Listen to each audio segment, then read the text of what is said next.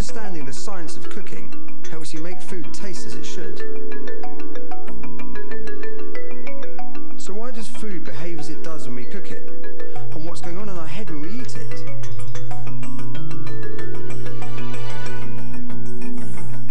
In this programme, I'm going to talk about chemicals, delicious chemicals, and we're going to discover how the senses affect our perception of flavour and texture. Yes, even sound. Each one of these houses has a science lab, the kitchen, containing many chemicals. Everyone who cooks has a chemistry set. But what, you may be asking, have chemicals to do with food, apart from additives and E-numbers? No, don't turn off. Chemicals are what gives food its aroma and taste. You may think the only chemicals in your kitchen are under the sink, but every ingredient in your cooking is made up of chemicals. Food preparation and cookery involve many processes and many chemicals. Even something as simple and straightforward as a cup of tea is full of chemicals. In goes the H2O, the milk,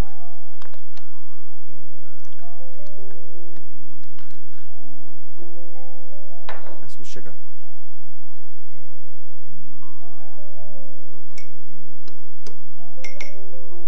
Even buttering a piece of toast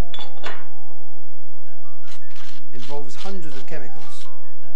Flour, butter, coffee, water, tea, sugar and milk. They're all chemicals. And over here, vinegar, oil, sodium hydrogen carbonate, baking powder, and dihydroxybutanoate, cream of tartar. All chemicals. But the one we use most often in a huge variety of foods, the world's oldest food additive, and the one we're going to look at today. Salt. So what is it? Salt molecules are made by joining positive sodium ions with negative chloride ions. Together in water the ions separate, but in solid salt they form beautiful cubic crystals. Salt comes from all over the world, wherever there's salt water, but it is also mined. This amazing lump of unrefined rock salt comes from Winsford Mine in Cheshire. You can see all the crystals clumped together, and it's salty, really salty, fantastic. And these fine crystals of salt come from Malden in Essex, and these slightly coarser grains of Sel Gris or grey salt come from evaporating Atlantic seawater. Salt has always been a highly valued product, although its current cheapness belies this fact. The Roman soldiers were paid a special allowance called the salarium for which to buy salt, and this is where our word today, salary, comes from. Phrases like worth is salt or salt of the earth just show how important salt's been to us through the ages. Salt is in every cell of our bodies. An adult human body contains around 250 grams of salt. Why do we need it? Well, without salt, we die. Salt is the most essential part of our makeup. Salt ensures the transmission of the nerve impulses to and from the brain, and the contraction of the heart and other muscles. It is also necessary for the flow of nutrients around the body, and is vital to the digestion of food.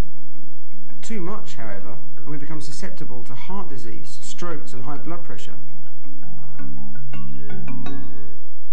Our bodies cannot produce their own salt, so we have to obtain it from our diet, principally from salt occurring naturally in fish, meat and vegetables, and nowadays in almost all processed foods.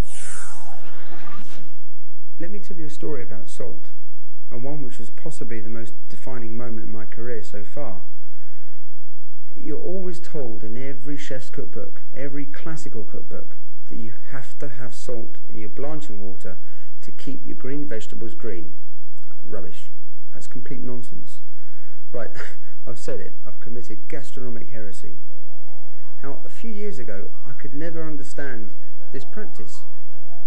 I wanted to know why the salt kept the green colour of the vegetables. And all books said, well, they fix the colour. And for me, that wasn't enough. So I did some experiments myself, omitting the salt, and was surprised to find that the green still stayed. decided that I needed to find a scientist that wanted to work with a chef. After some investigative work, I managed to contact Peter Barham, physicist at Bristol University. We've now become friends. And Pete, do you remember that first phone call? How could I forget?